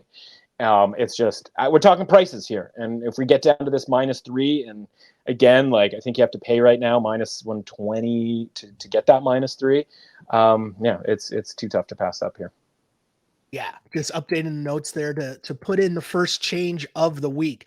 We'll move on, though, to the Las Vegas Raiders, who are at home and a point favorites against the Browns. 2 very trash teams here. Can't really say that I have a lot on either side other than the Raiders got punked by the Panthers. Yeah. I don't know if that's something that should be said about a team. And meanwhile, I mean, the Browns, this is ugly. I don't even know where the Browns go. I don't know what the answer is if Deshaun Watson continues to look as bad as he has all season long. But if there were a week for you to figure some things out, why not this week against the Raiders? For that reason, I'm on the Browns. Yeah, I mean, I think the short answer for the why not is just the ravaged offensive line for the Browns and just Deshaun Watson's general stinkiness. So I guess if I have to bet on this game, I'm playing the Raiders. That is not exactly an inspiring comment, I realize. But there's 16 games, right? We haven't got to bye weeks yet. There are 16 games to play. You have obviously taken upon yourself to make a selection in each game. But as you know, our biggest advantage as a bettor is that we do not have to bet what we do not want to bet. And I do not want to bet this game unless something kind of comes up with that. And honestly, a Max Crosby, clean bill of health would make me feel better about the idea of the Raiders. Because that's the mismatch there with the Browns offensive line, literally losing another, previous All-Pro in Wyatt Teller at the guard position. Yeah. But I can't with the Browns. I realize you could easily say I can't with the Raiders, but I mega can't with the Browns. So the more I think about it, the more I'm Raiders. That might be a thing. And also the coach of the Raiders using his bullets early here in terms of calling out the entire team and right. So if they don't show business this week, my guy might as well, the business decision might be it's time for him to go if they don't show this week after calling out your entire squad. Either way, the advice here is just don't bet on this game. I'm starting to talk myself into the Raiders here. You know what? I am because you know what? Here we go. The Browns are bad because the Browns are bad, right? The Browns are bad because the injuries at the offensive line, right? The strength of the team, Nick Chubb not being back, right? If they had a full offensive line and Nick Chubb, then that now they'd be cooking with gas, right? Is this what we're doing here? I'm switching this pick. Are you doing it? Oh my God. I didn't know if I would like him that much. I just go the Raiders are bad, but the Raiders are also sometimes not that bad. And again, you call your team out, if he has any sort of respect in that locker room, which the reason he's the coach is because he garnered locker room respect, right? All of those guys, or at least most of those guys, went in and were like, we want AP to be our coach. Well, like, show us that. And I can see why you would take the Panthers lightly last game, right? Yeah. And so I just look at it and I go, yeah, this has to be, I think, the best effort out of the Raiders. And I don't know what the best effort from the Browns even sort of looks like what that's even, what they're even capable of. Because honestly, that win against the Jags, I didn't even really think was all that great anyway, the previous week. So I don't know what the Browns ceiling necessarily is. I'm a little bit more comfortable, as weird as it is to say, with the Raiders' theoretical ceiling and them being able to get the ball in playmakers' hands. I don't know who the playmakers are on the Browns. Yeah, I'm waving the flag here as we took a ride on that one. We spent a lot of time, a lot more time than I thought, talking about the Browns and Raiders. But hey, as I said, the point of the pod is hopefully we have a discussion and come out on the other end with the more informed pick. And I'm probably informed a lot more than I would want to be on the Browns and Raiders. Yeah. I worked through some stuff. I worked through some stuff on that one. I was like, wait a minute. Let's move on to Sunday Night Football, because it's a really good Sunday Night Football matchup here, as I'm trying to type and just typing in like errors on my script here. Sure. But we got the Bills at the Ravens at home and laying 2.5 points. The Ravens, the question here is, who are the real Ravens? What is the blip here? Because we've seen them play super well, and then we've seen them lose to the Raiders, blow a massive lead to the Raiders, and then almost do the same thing against the Cowboys. So I don't really know. Yeah. The flip side, though, is that Josh Allen and the Bills, they seem to be riding high. And if there's a time that you want to be playing and going into Baltimore, it seems like the Buffalo Bills are on the right track in terms of where you would want to be going into this matchup. Mm-hmm. And in theory, in these matchups, the 2.5 is the new 3. And before you give me the 3 points, I'm going to take the 3 points. 2.5. I feel like I have to take the 2.5 here because, and don't normally like doing this, but the vibes are just high on the Bills right now. They're feeling good. I don't know where the season's going to end for them, but right now they seem to be playing really well. And I'm going to ride that. Bills plus 2.5 on the road in Baltimore. It's tough though. Yeah, it is tough because the thing you've seen from Buffalo, as we just talked about, this team is like Super Bowl good, and like the people of Buffalo should get like super pumped about it. And part of me goes, if this was like a week 8 game, or like let's say week 6, and the Bills were 5-0, and the Ravens were like 3-2, I'd come into this game going, first of all, I think the Bills the Bills might even be favored in that circumstance, right? Just kind of the way that things sort of go. Because put it this way, do you think the Bills are better than the Ravens? And it can be negligible. Like when we talk about like rating, it could be like 60, I would say 65, like the or Ravens are probably slightly rated better. Yeah. Well, not saying what they're rated. Like, do you think that the Bills are better do you think the Bills are better than the Ravens? Oof. And again, it can be that much. You can say they're the exact same if you want, like if you want to be super specific about it, but just sort of conversationally. Them both playing at their best, I'd have the Ravens slightly better. Okay. But I don't think the Ravens are playing at their best. And that's where the difference is for me here. Yeah, I think a lot of people would say, like, I kind of think the Bills are the better team here. But even if, like you say, slightly better for the Ravens, right? Like, obviously, we talk constantly so far about this home field advantage thing because so many of these lines, as you mentioned, are under 3, right? So the Ravens are being considered the better team here. My point about the whole thing was, if the Bills were 5-0 and coming in on the Sunday night game, and it was like the undefeated Bills come in, this would feel like the Ravens spot, right? Where the Ravens just sort of shut that down and have like the game of their year. And like, we're sitting there going like, well, the Bills are 5-1 and they lost on the road to the Ravens by a field goal. And it wasn't, that's not a big deal. Like, obviously the Bills are still really good, but like, it was just a tough spot. I guess because the Bills win over the Jags is so fresh, and that the Ravens, just the concept of them being 0-2 and us having question marks about their ability to close out a game, which didn't necessarily go away against Dallas last week. I think the tendency is to sort of like Buffalo in this game getting points.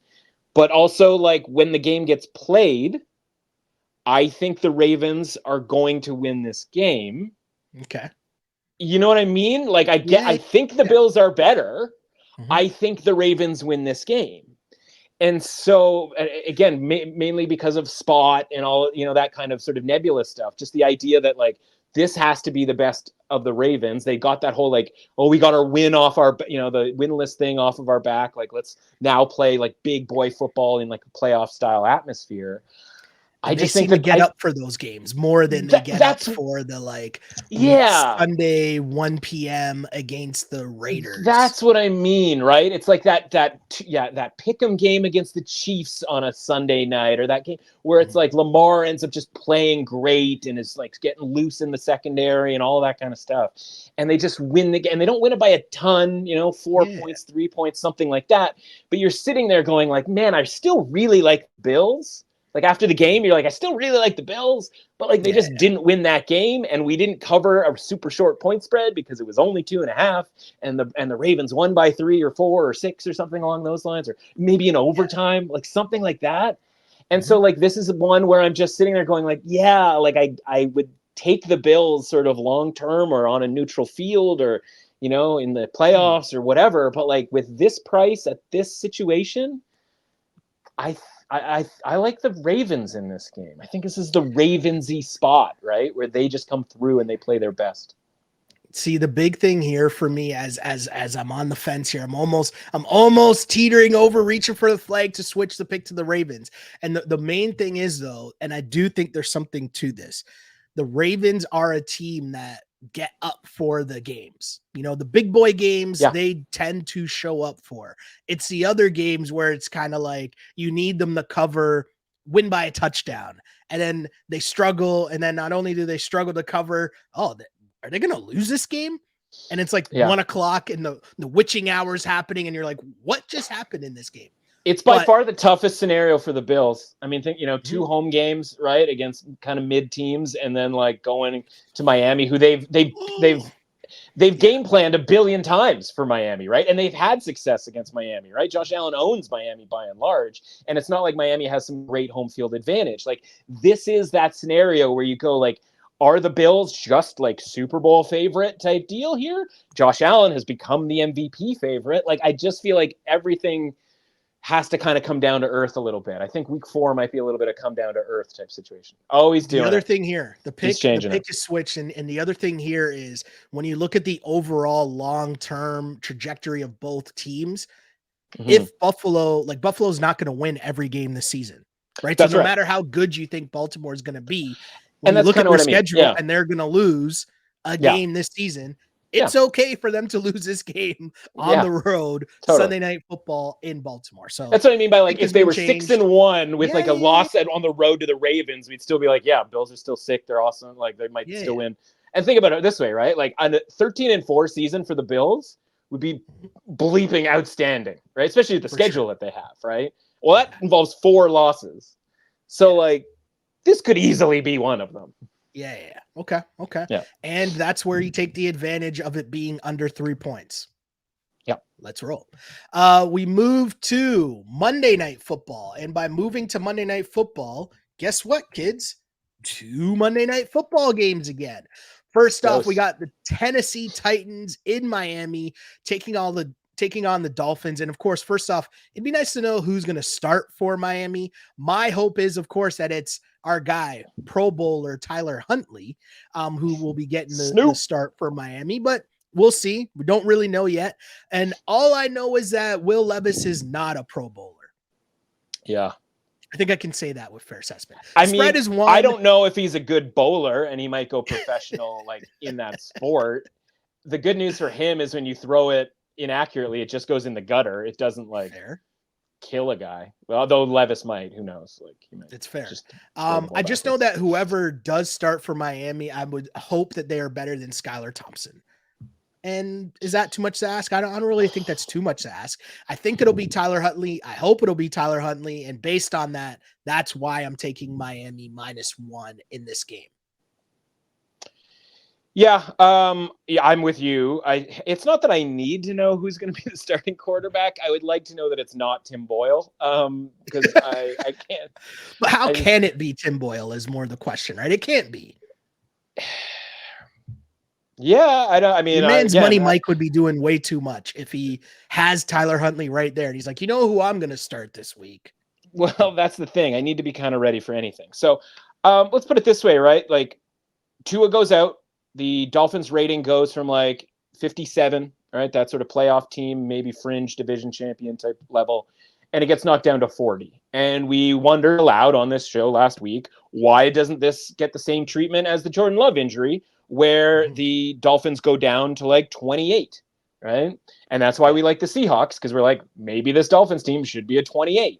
Well, they performed like a 28 in Seattle, and the Seahawks covered comfortably for us. So let's move the Dolphins now with yet another injury. Not that Skylar Thompson was lighting it up. And again, they might just find themselves injured. They might injure themselves right into a good quarterback here if Snoop Huntley ends up playing in this game. But let's move the Dolphins down to a 28, and let's see what the point spread is against a Titans team that, again, there's no reason to be upgrading the Titans in the last 3 games. Because, by the way, imagine Will Levis throws a like blatant pick 6 to Jair Alexander, and it's still like the 3rd worst play he's made this season. Like it's not like, oh, it's even worse than before. It's like, no, it's still not worse than last week or the week before that. So like we're getting somewhere. Like you're showing improvement with a pick 6 to Jair Alexander. But the point is we take Miami down to that 28 number, and we get Miami -1. We did it, everybody, right? Like this is the rating that the Dolphins should have had going into last week. So then we have to ask ourselves, can they outperform this rating this week? And that's the thing that honestly, I have no idea, because I'm going to need to know whether the difference between Huntley and just his ability to run and do Malik Willis type things, which obviously was just enough to vex the Titans last week, you know, when the actual Malik Willis was doing it for Green Bay. And so I just look at it and I go, where do we trust McDaniel here, right? Like, do we trust him to have a pocket passer and have the same timing and throws that Tua has? I don't. But can he do the LaFleur thing where he changes the offense and turns it into a run-heavy thing? He goes into a separate page on the playbook that they didn't have for Tua because they didn't want Tua ever to go out of the pocket, because we all saw what happened when he does go out of the pocket. Right? So, like, if Huntley plays, to me, that's kind of a sign that they do have that page in the playbook that maybe they could get this done against the Titans. They also have an element of the reason that the Dolphins went on the road last year and had to go freeze their balls off against the Kansas City Chiefs is not necessarily because they lost to the Bills in that final game of the season. It's because they lost to the Titans on Monday Night Football in a game that they had won, right? Like that, they were up 2 touchdowns and just absolutely coughed it up. If there's any pride in that locker room whatsoever for the Dolphins, factoring all of those things, and if they have a plan, which to me would suggest Tyler Huntley playing, and I don't think the line is going to go crazy because Tyler Huntley plays, by the way. It's not like, bet it now, hope Tyler Huntley plays. It's like, I think we can wait to see if Tyler Huntley plays in this game. I'm with you on the Miami thing, and but I need to see some of these. Well, I certainly need to see the Huntley element in all of this, because I'm just not doing it if it's Tim Boyle. Again, we're recording this early Wednesday morning, and as I do quick Twitter searches, I'm seeing Jalen Waddle talking about how he had offseason reps with Huntley, just them working out by fluke in South Florida. Although he wouldn't say that they have chemistry or anything, but just no, I wouldn't go that far. Wouldn't go that far. There's like Calais Campbell talking about how Snoop, quote, Snoop is a guy that's going to be very prepared. He can make every throw. I think he is a good poise in the pocket. That sounds like dudes that are talking happening on that end is amazing. You're doing it, buddy. Right? That just sounds, and again, by the time people listen to this, it could be already announced that Tyler Huntley is playing. Either way, on Miami, -1 at the time that we're recording this. Hopefully, all of this turns out to be correct. We move on to the second Monday Night Football game, which is a big boy matchup, dare I say, involving the Seattle Seahawks at the Detroit Lions. Lions favored by 3.5 points. And this is another one of those instances where my lean is going to be with taking the points at over a field goal here at the 3.5. I feel like this might be an up in weight class for the Seahawks against the Lions, because I think the Lions are probably in that top tier of the NFC where the Seahawks are climbing and maybe trying to show us that they're there. Mm-hmm. But I feel like the half point, I feel like I have to take the Seahawks just because of where we've been ranking them, or where I've been ranking them from the start of the season to, it's not like they've done a lot to be like, nope, don't like them. I'm just going to keep riding them at this point at 3.5. Although I will say, my question to you will be, they haven't really played anyone, right?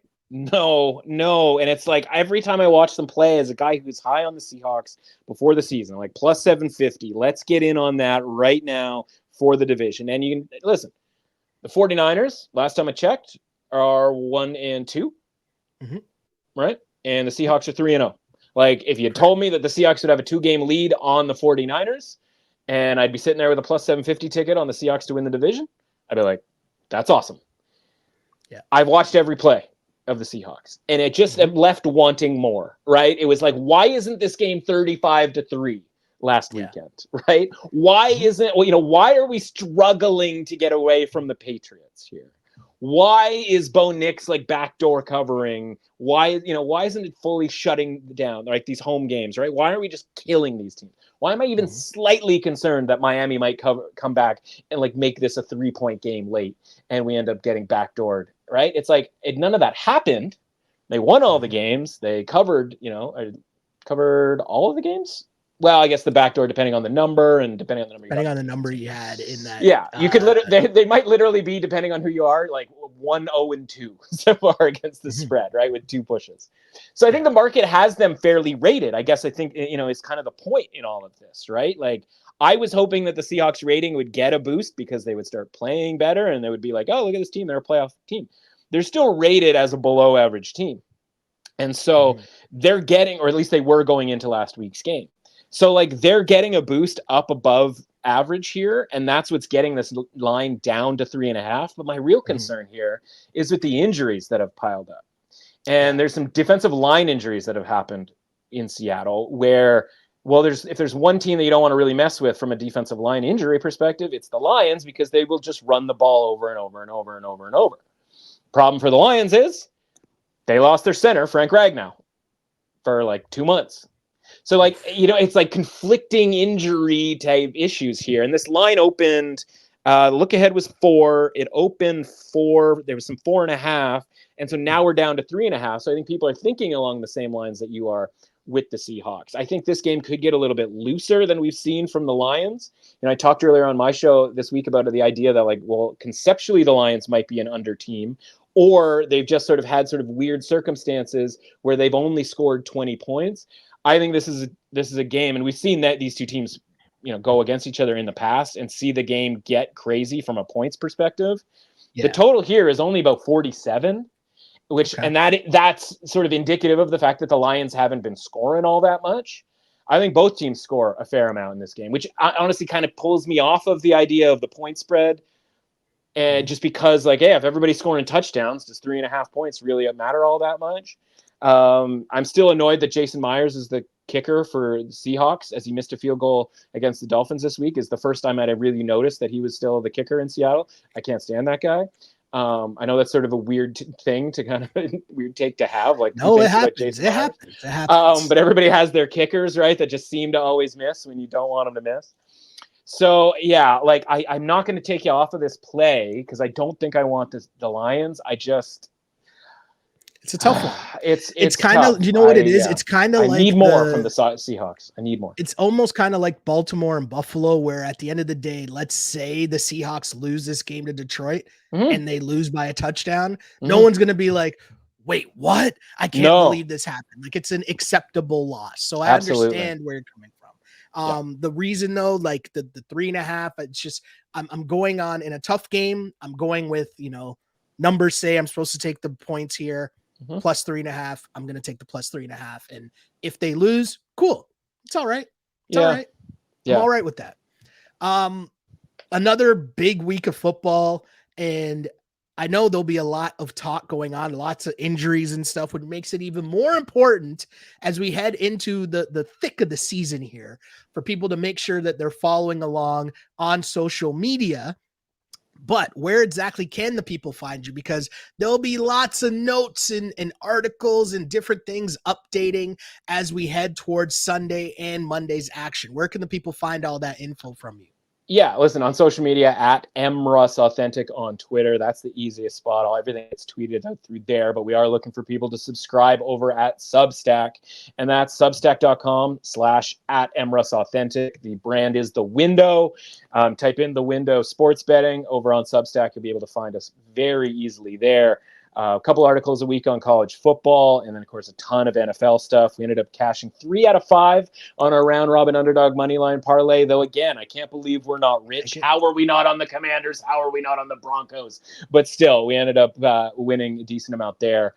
That's the most fun thing that we probably do that people like. But, of course, best bets went really well last week. I was 9-3 against the spread.